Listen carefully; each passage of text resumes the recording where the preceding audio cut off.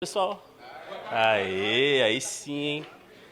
Eu sou o Emerson e eu vou apresentar para vocês aí sobre um deploy inteligente com o Kubernetes usando o K8s GPT, né? Então, hoje vai ser um bate-papo, né? Eu queria muito que fosse um hands-on, vocês vissem na prática, mas só que isso é perigoso porque às vezes o laboratório trava, né? Então, e é muito pesado. Eu vou explicar para vocês por que é pesado, certo?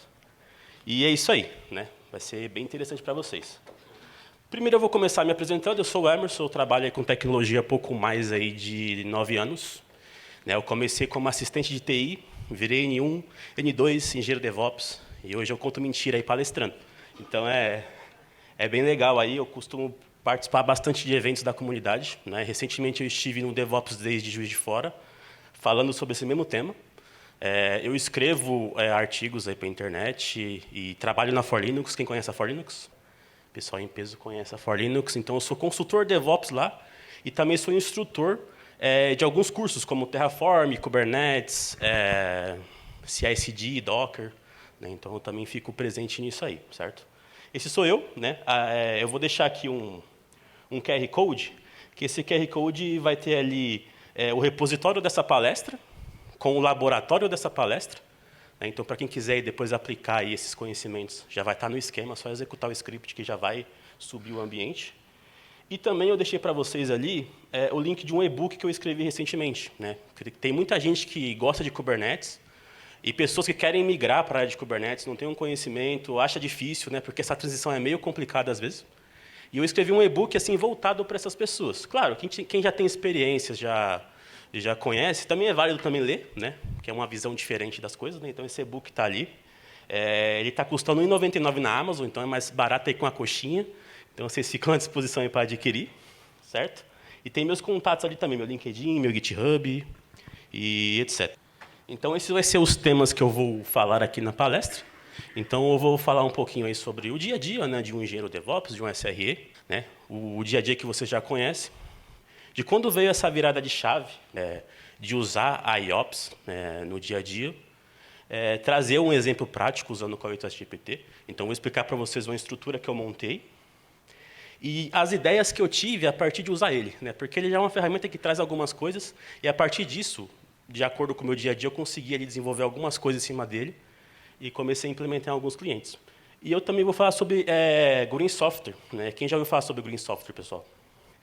Então, esse é um tema bem legal para vocês conhecerem, que é sobre sustentabilidade. Né? Então, a gente fala muito aí sobre investir em infra, escalabilidade, mas a gente esquece um pouquinho dessa questão do meio ambiente. Então, vai ser um tema legal. Poderia ser uma palestra só sobre isso, mas eu trouxe ali alguns temas para a gente poder trocar uma ideia. Beleza?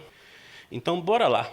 Né? Então, vamos falar aí um pouco da nossa rotina aí como engenheiro DevOps e como SRE, né? Então, a gente vive ali sempre, normalmente, né, sempre ali apagando incêndio, resolvendo um problema, pensando em soluções, né, pensando em caminhos ali para fazer ali o nosso trabalho, certo? Então, a gente já está bem engajado, né, já sabe Terraform, já sabe Ansible, já sabe Kubernetes, né, já tem ali pipeline executando automações, certo? Aqui a gente teve muitos cases muito legais aí, né, sobre transformações de SRE, né, então isso é muito legal, né, para vocês verem como que é o nosso dia a dia, como que o que a gente tem que pensar em melhoria, né, que tudo é um processo, nada pode ser feito de um dia para o outro, né, tudo é uma evolução, um trabalho de formiguinha, melhor dizendo, né, um pouquinho cada dia, um pouquinho cada processo, tudo de forma compartilhada, certo?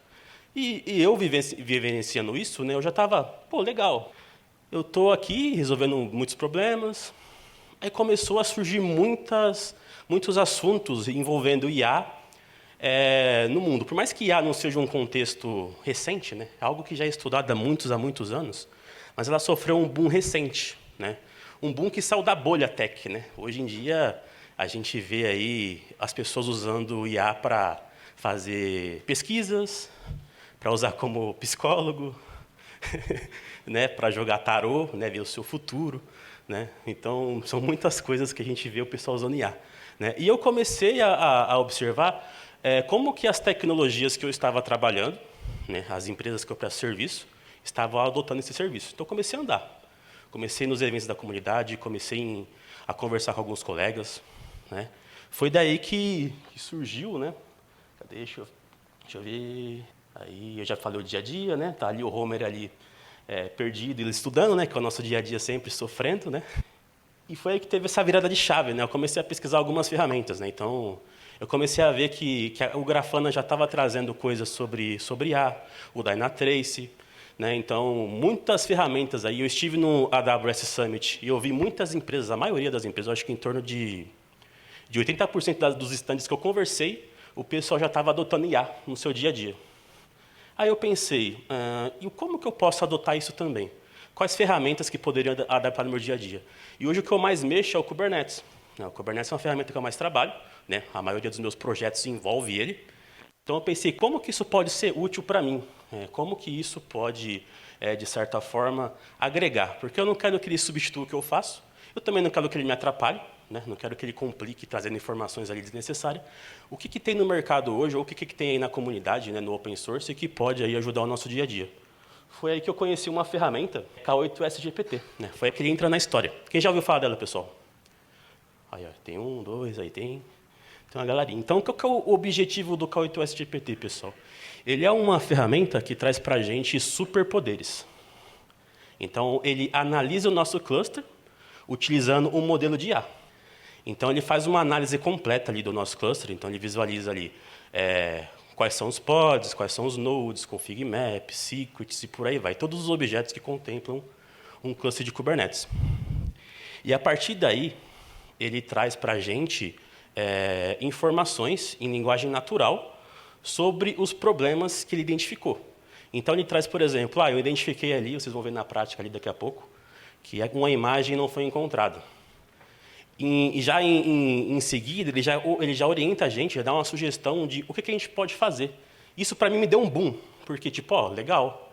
Isso aí, por exemplo, a mim apoiar meu time de operações quando ele receber um alerta, é muito legal. Né? Porque ele já vai ter uma orientação, porque às vezes o meu N1 ele atua, primeiro nível, algumas coisas. Então, ele vai ter uma visão da informação ali detalhada e também ele vai ter ali um conhecimento adquirido, né? Porque se o meu modelo de IA está trabalhando certinho, está validado, então a informação que ele está trazendo para mim é certa. Então, isso vai apoiar ali o meu time. Então, isso trouxe para mim aí muitas ideias, né? E também gerar relatórios sobre isso.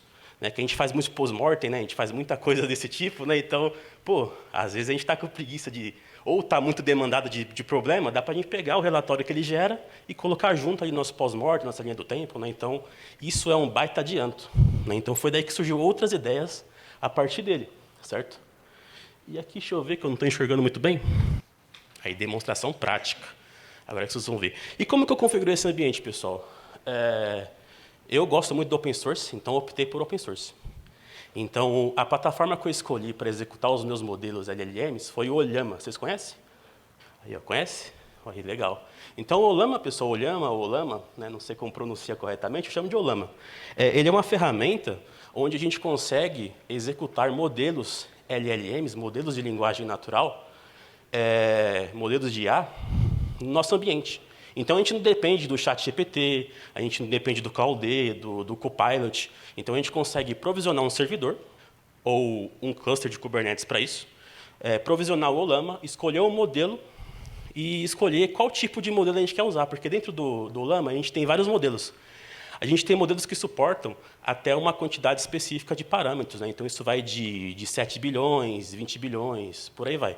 Né? Hoje, o ChatGPT, né, a versão GPT-4, ele está em torno de mais de 700 bilhões de parâmetros. Né? Então, o processamento dele de informação é muito alto. Então, vocês imaginam que para processar tanto isso de token de informação, exige muito de CPU. Então, se você for trazer isso ali para a sua infra, né, de usar o Ollama, por exemplo, se você escolher um modelo que exige muito, naturalmente você tem que ter uma infra maior. Mas uma das vantagens do Ollama é que você tem modelos menores que atendem a sua infra e ainda por cima, ele não usa GPU, dá para você fazer via CPU. Então, isso é muito bom. Né? Então, você consegue economizar um pouco nesse ponto usando ele. Certo? Então, eu fiz essa configuração. Né? Dentro do repositório, tem toda a automação. Então, eu usei o Kind. Quem conhece o Kind? O pessoal que trabalha com Kubernetes conhece o Kind. Então, eu provisionei o Kind, um ambiente do Kind já com o Ollama configurado, já com o modelo pré-definido ali via Helm chart. Certo? E ele está tudo ali facinho para vocês fazerem, quem quiser fazer depois. e configurei o K8s GPT. E aí que está a demonstração prática, certo? Então, como vocês podem ver, vou colocar na próxima imagem, ele faz uma análise do nosso cluster. Então, ele visualiza ali todos os objetos. Né? Então, esse cluster que vocês vão subir está todo cagado, está cheio de problema mesmo, para vocês verem o potencial dessa ferramenta. Que é uma ferramenta, o K8s GPT, mantida hoje pelo Cloud Native. Então, uma ferramenta aí bem conceituada, está sempre bem atualizada. Né? O pessoal está trazendo sempre boas features aí. Né? Então, ele é muito fácil de ser integrado com outras coisas também. Essas informações que vocês estão vendo ali, por exemplo, ali, que ele está trazendo ali, acho que é o de imagem, né? Que não encontrou uma imagem, ele dá a sugestão em português para a gente. Né? E a informação que ele traz aqui depende muito do modelo de IA que você está utilizando, certo? Por questão de segurança, né, eu não acho muito confiável colocar um modelo público para fazer uma análise no meu cluster. Então, eu sempre opto, caso algum cliente deseja, usar um modelo assim como o Llama e um modelo assim local para poder ele visualizar essa informação e automaticamente aí a gente tem um pouco mais de segurança. Então, a gente tem essa análise aí completa, espera aí que eu passei, do nosso cluster, né? E a gente consegue fazer essa integração da K8s GPT, por exemplo, com o Slack. Eu posso receber essas informações no Slack. Né? Eu posso juntar o K8s GPT com alguma ferramenta aí de monitoramento também. Né? Então, toda essa saída que ele gera para a gente é uma saída em JSON. Né? Então, a gente pode tratar isso e enviar para algum lugar, que é o objetivo aqui da demo que eu trouxe para vocês verem. Né? O que eu montei aqui? Em algumas situações, eu precisava fazer alguns relatórios, eu precisava adquirir algumas informações iniciais de um cluster de Kubernetes e algumas indicações. Então, o que eu fiz? Como que a informação que o K8s GPT traz para mim é um JSON, eu não sou um especialista Python, eu não sou um desenvolvedor. Né? Eu venho de infra, de redes, mas eu consigo mexer em algumas coisas ali.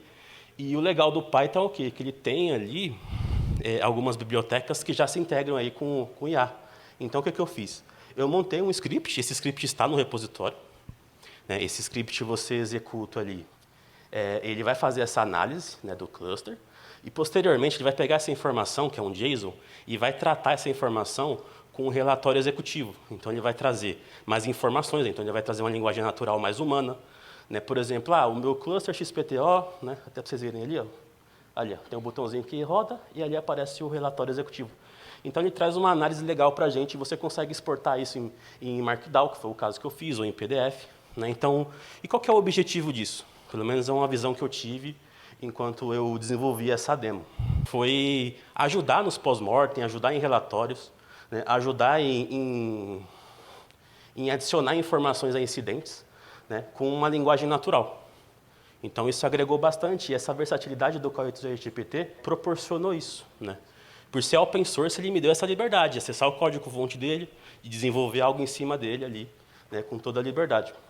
Atualmente, pessoal, o K8s GPT, pelo menos no dia de hoje, ele não consegue ainda ler logs, por enquanto. Né, mas ele consegue ler, você consegue filtrar por namespace, por objeto que for. Mas, por enquanto, o pessoal está desenvolvendo algo para logs, que vai ser muito bom também, uma resposta assim, de análise de logs também. Certo?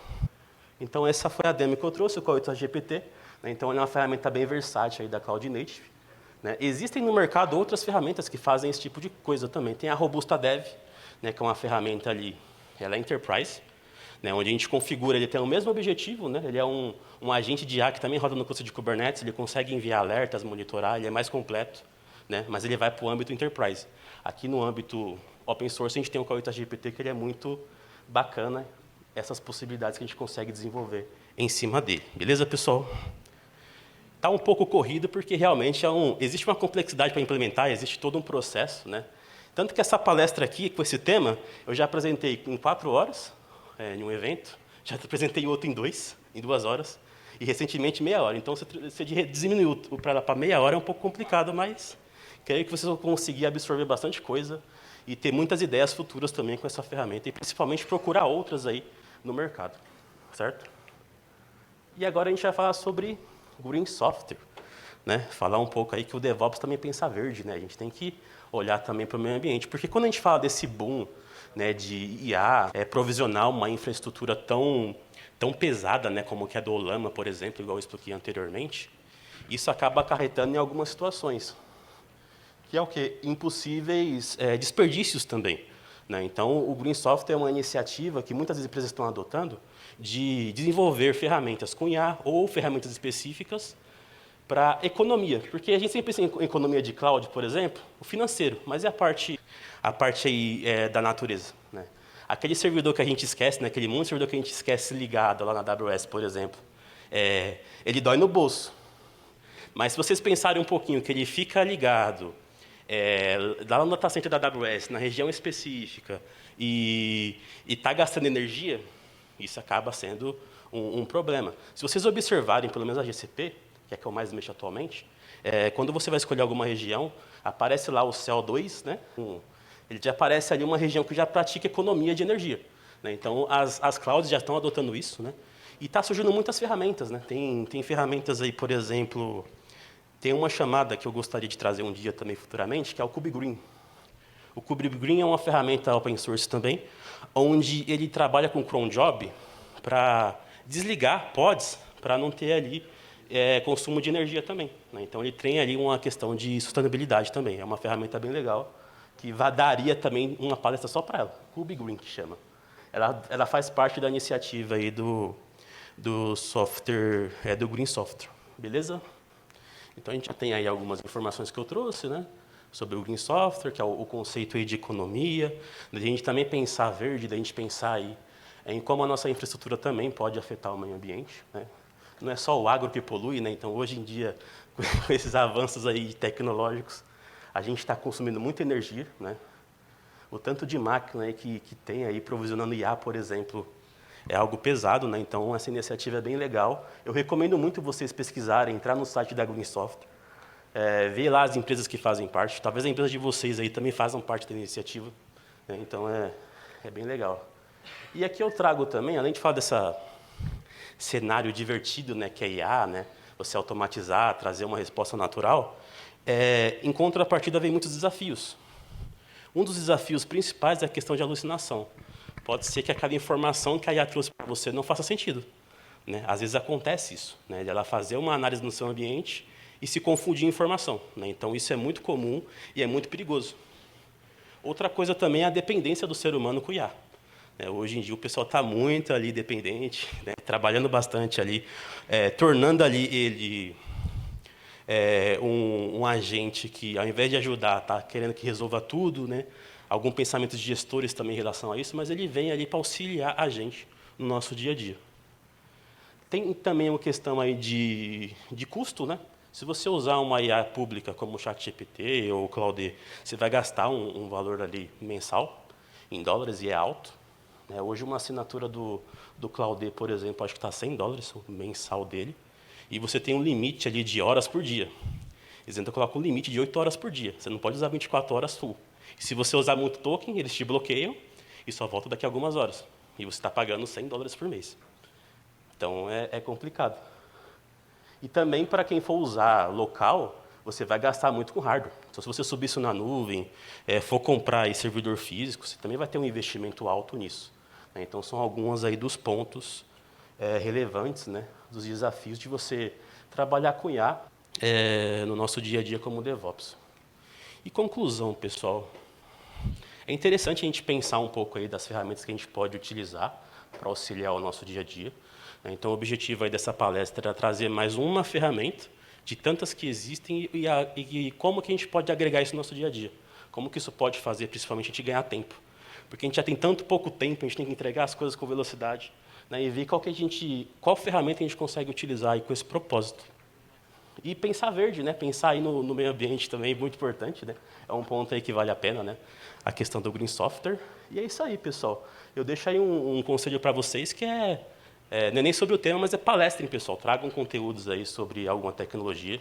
Né? Às vezes, aquele conteúdo que você está trazendo, para você, pode ser algo simples, mas para alguém vai ser muito legal. Né? Tragam cases, que isso fortalece muito a comunidade. Certo? E desenvolva aí para o open source também, que é muito importante aí. Né? Muitas ferramentas estão perdendo o suporte aí, porque não tem ninguém para manter. Então, é muito importante a gente investir isso também. Beleza? É isso aí, pessoal. Pessoal, alguma dúvida, pergunta? Opa, manda. Parabéns, viu, Emerson? Super legal, cara. Nossa cabeça aqui explodiu de ideias. A gente estava pesquisando sobre o K8S GPT, mas eu tenho duas perguntas aqui. A primeira, o nome, né? A gente estava achando que só dava para usar GPT, então entendi que não. Queria primeiro ter essa resposta. Segundo, você falou que ainda não lê log. Mas a gente estava vendo o caso aqui, né? Que ele identificou um crash loopback e tudo mais, enfim. Ele não lê logs de forma extensiva ou ele não lê realmente o log do pod? Ah, boa. Hoje a gente consegue utilizar ele com outros providers aí de IA, né, não somente o ChatGPT. Inicialmente ele foi desenvolvido só para ele, né, mas depois surgiu aí formas de você configurar com outros modelos, né, então ele está muito versátil contra isso. Né. E sobre essa leitura, ele não lê o log do pod, mas ele consegue trazer o describe. Então já é uma informação muito útil, né, ele traz o describe do pod lá e do objeto, ele traz a informação, então isso já é muito válido. É porque a ideia do log é a gente tratar esse log, né, enviar para algum lugar, né? Então, nesse ponto ele não está nesse nível ainda, por enquanto. Opa, Emerson, beleza? Beleza. Parabéns pela apresentação aí. Com relação ao K8S GPT, eu entendo que a gente está sendo reativo, né? A gente provavelmente enxerga um problema no ambiente e executa para ver se a gente tem um problema nos pods, né? Existe alguma forma de a gente tentar com o K8S GPT fazer isso de forma proativa, ele ficar lendo o ambiente, não sei se seria capaz. Boa e pergunta. se você também tem um roadmap, um entendimento de que até melhorar seu Python, né, no sentido de identificar o erro, o problema e tomar ação na resposta que ele tem, né? Sim, boa pergunta. Hoje, nativamente, ele não tem isso, né? É algo que está sendo desenvolvido pela comunidade, né?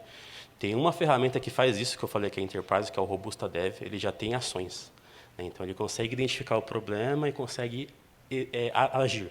Né? Tipo, precisa restartar um pod, precisa recriar, algo do tipo, você desenvolve ali.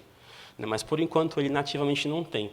Né? Isso partiria muito da nossa interpretação, da gente usar ele em conjunto com outra ferramenta, para ele disparar um job no GitLab, algo do tipo, certo? Né? Então ele tem, por enquanto não, mas está sendo desenvolvido. Beleza? Opa, achei um ali. Vai lá. Roberto, olá, beleza? Opa! Eu ia fazer uma pergunta que você acabou de responder, mas leva até a uma hipótese, por exemplo, dessas features após essa análise prévia, de tomada de decisão e tentativa de solução, aí entraria os MCPs, né? Sim. Nós temos hoje até bons MCPs de Kubernetes que fazem algumas operações conforme a gente instrui o modelo, né, a montar a estratégia, plano, e aí poderia entrar nessa segunda etapa, né? Sim, dá para trabalhar em conjunto. Isso. Mas a minha pergunta principal no caso aí você rodou o Llama dentro do cluster ou fora do cluster? Dentro do cluster. E qual foi o recurso ali setado? Tipo, CPU, memória, tal, média? Cara, foi 16 GB para rodar só essa análise. Eita. Então, foi muita coisa. Né? Eu tô com o meu notebook, ele tem 32 GB, né? Então ele roda legal. Mas tinha outro que ele desligava, porque era muito processamento, era muito core que usava e muita memória. E isso é ruim, né? Porque você acaba tendo uma análise demorada, né? Uma desvantagem. Então, para você conseguir... E eu estava usando um modelo básico, de 7 bilhões de parâmetros. Então, um modelo bem básico. Então, se você for usar isso em produção, vai ter que ser uma máquina mais forte, né? E para poder ele dar conta desse tempo, né? Porque senão vai virar um problema ser lento, né? Ou fora mesmo, né? Num recurso dedicado de GPU isso, ali para também melhor em ainda. Operações micro, como se fosse um microserviço para essa atividade, né? Exato, melhor ainda. Show de bola. Show. Isso aí. Valeu, pessoal. Outra dúvida? Alguém? Opa, Boa. Will. Eita. E aí? E aí? Nessas suas análises, nesses relatórios, consumiu muito da sua IA? Você sabe se isso chegou a consumir muito recurso lá? Consumiu bastante. Uma coisa que eu observei também é que ela foi aprendendo mais. Né? Então, acho que esse foi o ponto legal que eu gostei de usar mais vezes. Porque, certo, usou muito ali, por exemplo, 16 GB de RAM para poder processar aquelas informações. Mas na segunda análise acabou sendo um pouco mais rápido, e também ela começou a aprender um pouco mais sobre o meu cluster.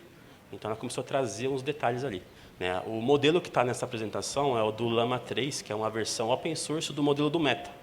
Então, ele tem uma quantidade legal de parâmetros ali que ele consegue ler e traz algumas informações legais, mas ele tem muitos outros modelos open sources que são específicos. Tem um para código, né? Estão surgindo para Kubernetes também específico, né? Então, são coisas que dá para a gente acompanhar ali e adaptar de acordo com a necessidade, né? O modelo vai ajudar muito, né? Eu escolhi um modelo mais generalista, que é o do Llama 2, porque é do Meta, então ele traz uma informação legal, mas tem alguns ali, por exemplo, o CodeLlama, que é só para código. Então, você vai treinando ele vai entendendo como funciona o seu cluster, naturalmente as respostas vão melhorando. E foi satisfatório o retorno que ele deu para você ali das análises? Foi. Ele começou a trazer, a partir da quinta análise, ele começou a trazer coisas concretas e corretas.